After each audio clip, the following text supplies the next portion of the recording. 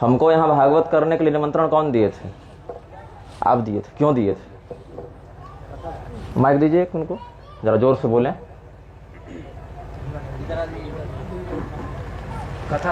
कथा के लिए। कैसे पता चला कि हम कथा करते हैं? सुने थे आपको। हाँ, और हम ही को क्यों बुलाए आप? कथा तो बहुत लोगों की सुने होंगे, क्यों हमको बुलाए? शास्त्रीय परंपरा के लिए। तो कल इस मंच के सामने जो रात को हुआ है वो शास्त्रीय है कि अशास्त्रीय है, ये बताइए। तो क्यों आप नहीं रुकवाए? मैं तुरंत तुरंत मैं था नहीं, पिताजी भी रायबरेली मेरे भागवत मंच पर कोई हड्डी खून चमड़ी का व्यक्ति नहीं बैठा है।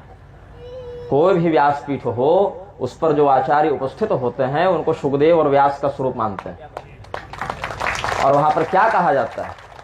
शुकरूप प्रबोधज्ञ सर्वशास्त्र विशारद एतत् कथा प्रकाशेन मद ज्ञानम विनाशय, कि आप सभी शास्त्रों में निपुण सुखदेव स्वरूप हैं। इस श्रीमद् भागवत रूपी कथा का प्रकाशन करके आप मेरे अज्ञान का विनाश करें। 5 दिन से हम जो बता रहे हैं लोगों को, धिक्कार है हमको कि हम अज्ञान का विनाश नहीं कर पा रहे हैं। पहले दिन महात्म्य में हम समझाए कि परीक्षित जी को उद्धव जी ने कथा नहीं सुनाई, दिग्विजय करने भेजा ये आदेश देकर कि कलयुग विघ्न करेगा, अनुष्ठान में दिक्कत हो जाएगी, इसीलिए कलि निग्रह माचर, कलयुग का निग्रह करो। और आपको मैं व्यक्तिगत रूप से नहीं कह रहा हूं, मैं सबको सामूहिक रूप से कह रहा हूं। बस पहचानता आपको, इसलिए आपको उपलक्षण में रखा है, क्योंकि ये सबों के लिए है मेरा वचन। और मैं यहां पर अपने जीवन के 7-9 दिन देकर आया हूं, जिसमें 1 सेकंड आपने हमको नहीं दिया।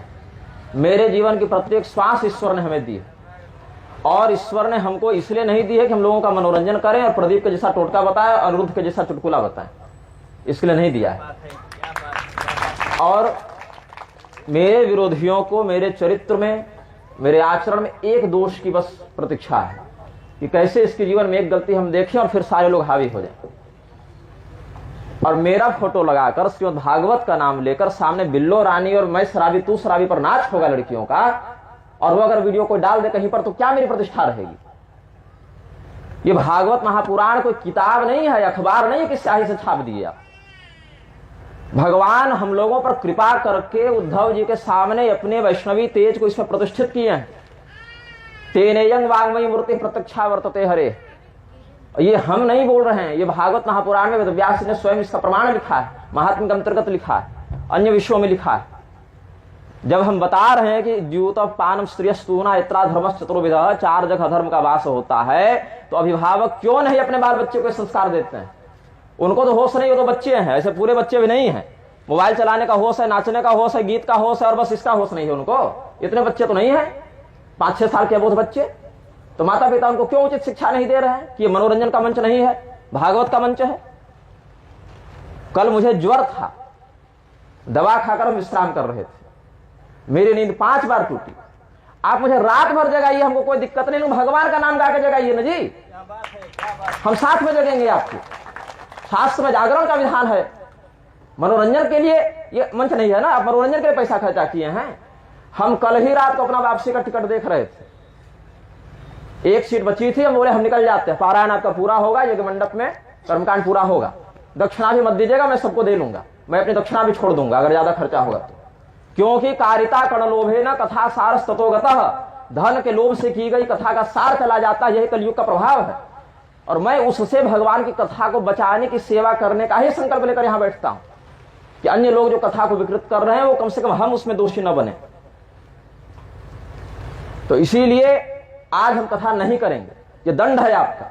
कृपा करके मैं यहां रुका हुआ हूं अभी तक, नहीं तो मैं कल ही जा रहा था। लंगड़ा नहीं हूं, पैर से पैदल भी स्टेशन तक जा सकता हूं, भले 4 दिन में पहुंचूं। सामान रख लें, बाद में आएगा चाहे नहीं आएगा।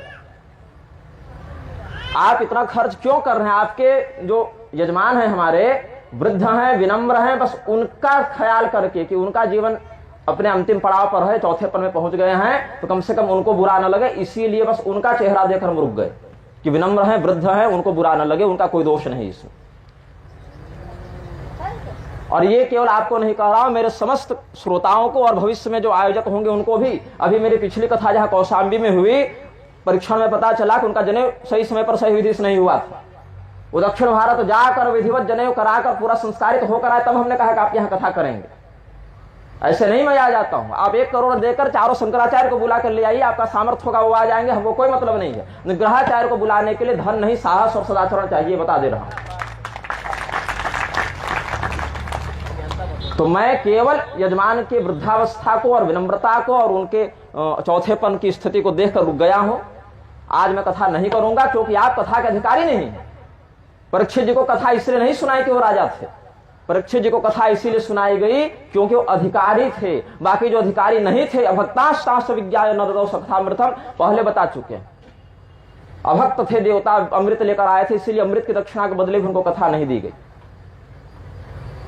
तो कथा क्यों सुनाई जा रही, उसका उद्देश्य क्या है? अभी अपनी गृह प्रवेशिका लिख रहे होते जी, मेरी रामचरितमानस की कथा आ रही थी, व्यक्तिगत शांत सुखा, वो हमने भी विश्राम दे दिया कि शरीर अधिक थक जाएगा तो फिर कथा में हम समय नहीं दे पाएंगे, गले में अधिक बल पड़ेगा। तो हमने अपना सारा काम रोक दिया आपके काम के लिए, हमने अपने जीवन के काम को रोक दिया, अपने सामाजिक आध्यात्मिक उत्तरदायित्व से विश्राम लेकर आपके लिए हम यहाँ पर आए। और यहाँ देख रहे हैं कि बच्चियां नाच कर रही हैं अश्लील गानों पर, वही मेरे मंच के सामने, मेरा फोटो बैनर भगवान की उपस्थिति में।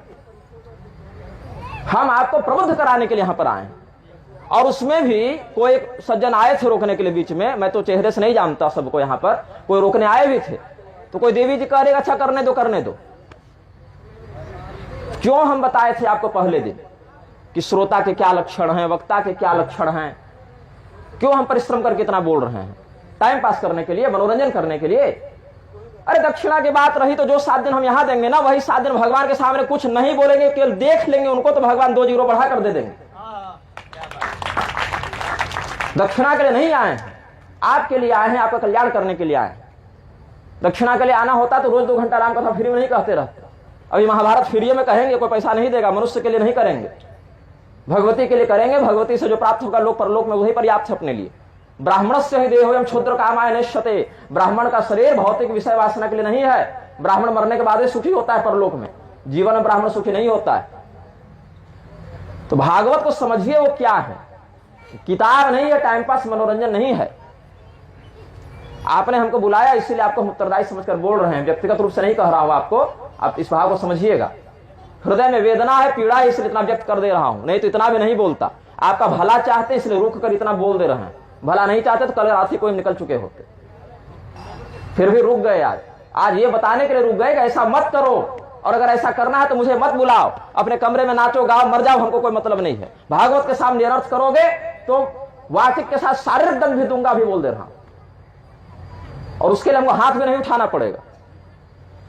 संकल्प शक्ति से ब्राह्मण सृष्टि भी कर सकता है, संकल्प शक्ति से विनाश भी कर सकता है। चारवाक को मारने के लिए ब्राह्मण को तलवार नहीं उठानी पड़ी थी, वाणी मात्र से संकल्प करना पड़ा था बस। भागवत के लिए जिए हैं, नाम ही श्री भागवतानंद है। जब पेट में थे ना तब माता पिता भागवत पढ़ा रहे थे, पैसा कमाने के लिए बाबा नहीं बने हैं यहाँ पर। तो पहले सदाचारी बनिए। भागवत हम 7 दिन नहीं 70 दिन सुनाएंगे, फ्री में सुनाएंगे। कोई टेंट माइक पंडाल मत लगाओ, कमरे में बैठ जाओ, शुरू हो जाओ, सत्संग करेंगे, लेकिन अधिकारी बनकर कीजिए। जो अधिकारी था ना, उसके लिए वो सुखदेव जी आ गए जो घर छोड़कर, पिता का मुंह नहीं देखे घर छोड़कर चले गए थे, वो भी अधिकारी को देखकर वापस लौटे। और अधिकारी नहीं रहोगे तो देवराज इंद्र के पद पर बैठ जाओ, कोई लाभ नहीं है उससे। पुनः ऐसा प्रमाद नहीं होना चाहिए। और कल जो कुकर्म किए हैं उसके प्रायश्चित में 3 घंटा कीर्तन कीजिए, जो कथा का समय है, कीर्तन करवाइए इन लोगों से, सबसे। तो यमराज हम अपने कुकर्म से बदनाम हो, समझ में आता भैया तुम्हारे कुकर्म से मेरा माथा क्यों झुके? कि निग्रहाचार्य कैसा आदमी है, सबको गाली देता है, देखो उसके मन पर ये हो रहा है, यही लोग कहेंगे फिर। तो आपका कल्याण चाहने के लिए हम रुक गए, इतना बोल दिए। बाकी पारायण पूरा हो रहा है आज का, और आप लोग कीर्तन करवाइए। वो आधे घंटे का जो 30 मिनट का गलत हुआ ना, उसके बदले आप 3 घंटा कीर्तन कीजिए, मध्यम स्वर में भगवान के प्रति क्षमा प्रार्थना करते हुए कीर्तन कीजिए। राम नाम और पूरे भागवत में कोई भेद नहीं है, उसी का उपबृंहण है, भगवान नाम का ही उपबृंहण है धर्मशास्त्र आदि पुराण।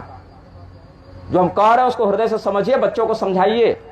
खाली नारेबाजी करने से और रैली निकालने से हिंदू का उद्धार नहीं होगा। शरीर से, चमड़ी से दुर्योधन भी हिंदू ही था, रावण भी हिंदू ही था, शिव जी की खूब पूजा करता था, लेकिन राक्षस कहलाया, अधर्म का पक्ष कहलाया।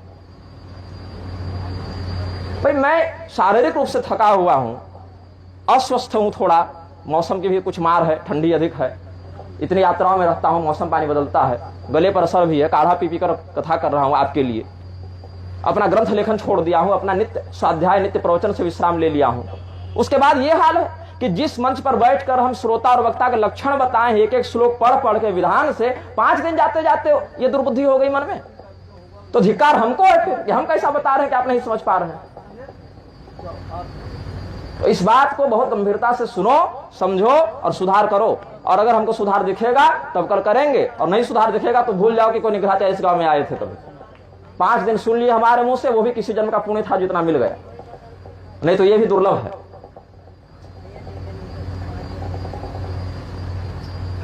क्या त्रिपाठी जी, आप लोग से गलती थोड़ी हुई है, आपसे गलती होती, आपसे गलती होती तो कल हम चल गए रहे। आप ही कारण रुके हुए हैं, गलती क्षमा करो। आप ही के कारण रुके हैं। आज हमको मत बोलिए मुझे क्या करना है, क्योंकि मैं इस मानसिकता में नहीं कि उस समर्पण से मैं कह सकूं। मैं भागवत के अपमान से व्यथित हूं, उसका पहले प्रायश्चित कीजिए, फिर आगे कथा सुनिए। प्रायश्चित स्वरूप हमने कहा है 3 घंटा कीर्तन कीजिए, इसके अतिरिक्त और मेरे पास कोई समाधान नहीं है। जिद मत कीजिए, जो कह रहे हैं सो कीजिए। कल्याण को उपदेश करना मेरा काम है। तो पहले जो हुआ है उसका जो समर्थन किए हैं, जो कृत्य किए हैं, पड़ोसी आपकी बात मान नहीं रहा, आप हमको बता रहे हैं कि हमको क्या करना है नहीं करना है। तो जो कह रहे हैं उसको पहले कीजिए, पूर्ण समर्पण से, भक्ति से, हृदय में किए अपराध को ग्लानि से समझते हुए भगवान से क्षमा मांगिए। 3 घंटा कीर्तन कीजिए, 1 पहर कम से कम, 8 पहर होते हैं ना, 1 पहर कह रहे हैं, ये नहीं कह रहे 24 घंटा खंड कर दीजिए। 3 घंटा बढ़िया से कीर्तन कीजिए, मन में ही कीजिए। जोर से बोलने में तकलीफ होगी तो, वाणी में छाले हो गए होंगे तो मन से कीजिए, लेकिन उस भाव को समझ कर कीजिए। और अभी है आपके पास समय पर्याप्त, हम आपको कथा सुना कर जाएंगे पूरी, लेकिन तब जब लगेगा कि हाँ अधिकारी हैं। भाई न्यूनतम अर्थता रहिए ना, हम थोड़े कह रहे हैं कि अश्वमेध राजसूय यज्ञ कर लीजिए आप। सामान्य सदाचार कि भगवान के सामने कैसे प्रस्तुत होना है बताइए। आपके घर का मुखिया विधायक आएगा तो बहू बेटी ऐसे ही नाचेगी ऐसे गानों पर, तब बढ़िया से रहते हैं, सब नियंत्रण रहो, मर्यादा में रहो, रहेंगे कि नहीं। अब भगवान के कोई महत्व नहीं है यहाँ पर। भगवान मतलब एक 3rd क्लास आदमी से भी छोटे हो गए। यही कारण है कि हजारों हजार भागवत कहने और सुनने के बाद भी कल्याण नहीं होता, और जिसका कल्याण होना था धुंधुकारी अजामिल कर लिए अपना उद्धार। तो इसीलिए जो कह रहे हैं उस पर गंभीरता से चिंतन करो, प्रायश्चित करो, और फिर कल शुद्ध मन से हम भी कथा करें और आप भी कथा सुने। हो सकता है एक दिन और अधिक कथा कर दे, जो क्षतिपूर्ति उसके लिए 29 तारीख को भी कर दूं कुछ 2 घंटा बैठकर ऐसे ही कुछ जो विषय हो समझा दूंगा। लेकिन आज नहीं होगी कथा, आज कथा विश्राम है मेरी ओर से। मूल पारायण हो रहा है इसलिए खंडित नहीं होगा, जो उसका व्याख्यान है वो हम विश्राम दे रहे हैं, इसीलिए क्योंकि आप अब उसको सुनने के योग्य अधिकारी नहीं रहे। अब पहले भगवान नाम कीर्तन कीजिए, अपराध का प्रायश्चित कीजिए। अभक्त बनिएगा, कथा नहीं मिलेगी। भक्तिहीन हृदय में कथा नहीं टिकती है, फूटे घड़े में पानी नहीं भरा जाता है। घड़ा भरिए पहले, अपना छिद्र बंद कीजिए, कीर्तन करवाइए। और मेरे कमरे में कोई आया क्षमा मांगने तो धुन आएगा, बोल दे रहे हैं, अभी दिमाग बहुत गर्म है आज।